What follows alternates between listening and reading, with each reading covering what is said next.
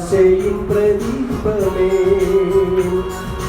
യേശുവേ മണാളനേ പ്രത്യാശയിൻ പ്രദീപമേ എന്നാശ ഒന്നു മാത്രമേ നിന്നെ കാണുവാൻ തേജസ്സിൽ എന്നാശ ഒന്നു മാത്രമേ നിന്നെ കാണുവാൻ തേജസ്സിൽ.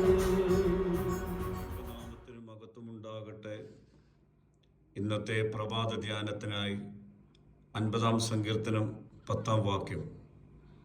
കാട്ടിലെ സകല മൃഗവും പർവ്വതങ്ങളിലെ 1000 ജന്തുക്കളും എനിക്കുള്ളവയാകുന്നു. ഇന്നത്തെ വചനത്തിൽ ദൈവം തൻ്റെ സർവാധികാരത്തെ പ്രഖ്യാപിക്കുന്നു. മനുഷ്യൻ സ്വന്തമെന്ന് കരുതുന്ന സമ്പത്തും ശക്തിയും വിഭവങ്ങളുമെല്ലാം യഥാർത്ഥത്തിൽ ദൈവത്തിൻ്റെതാണ്. കാട്ടിലെ സകല മൃഗങ്ങളും പർവ്വതങ്ങളെ 1000 ജന്തുക്കളും ദൈവത്തിൻ്റെതാണെങ്കിൽ നമ്മുടെ ജീവിതവും കുടുംബവും ഭാവിയും അവൻ്റെ കരങ്ങളിലാണ്. ഈ വചനം നമ്മെ ഓർമ്മിപ്പിക്കുന്നു. ദൈവം എല്ലാത്തിൻ്റെയും ഉടമയാണ്. നാം ഈ ലോകത്തിൽ ഒന്നും കൊണ്ടുവന്നിട്ടില്ല, ഒന്നും കൊണ്ടുപോകുവാനും കഴിയുകയില്ല. നമ്മൾ കൈവശം വെച്ചിരിക്കുന്നതൊക്കെയും ദൈവം തന്ന നന്മകളാണ്. അതുകൊണ്ട് അഹങ്കാരത്തിന് പകരം നന്ദിയുള്ള ഹൃദയം നമുക്കുണ്ടാകണം. ദൈവത്തിൻ്റെ ഉടമസ്ഥതയിൽ വിശ്രമിക്കുന്നവരാകണം. സാമ്പത്തിക ബുദ്ധിമുട്ടുകൾ, ഭാവിയെക്കുറിച്ചുള്ള ആശങ്കകൾ, ജീവിത പ്രശ്നങ്ങൾ എന്നിവ നേരിടുമ്പോൾ ഈ വചനം നമ്മെ ആശ്വസിപ്പിക്കുന്നു. എല്ലാം ദൈവത്തിൻ്റെതാണെങ്കിൽ നമ്മുടെ ആവശ്യങ്ങൾ നിറവേറ്റുവാൻ അവൻ ശക്തനാണ്.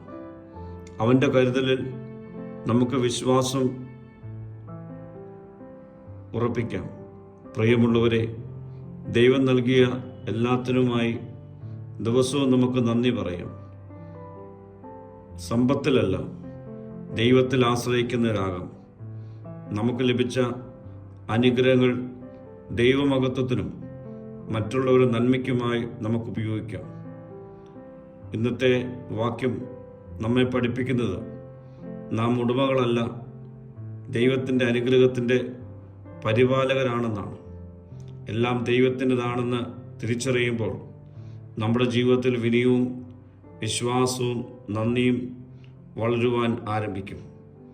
പ്രാർത്ഥിക്കാം. കർത്താവേ, എല്ലാം നിൻ്റെതാണെന്ന തിരിച്ചറിവിലേക്ക് ദിനം പ്രതി എന്നെ നയിക്കണമേ.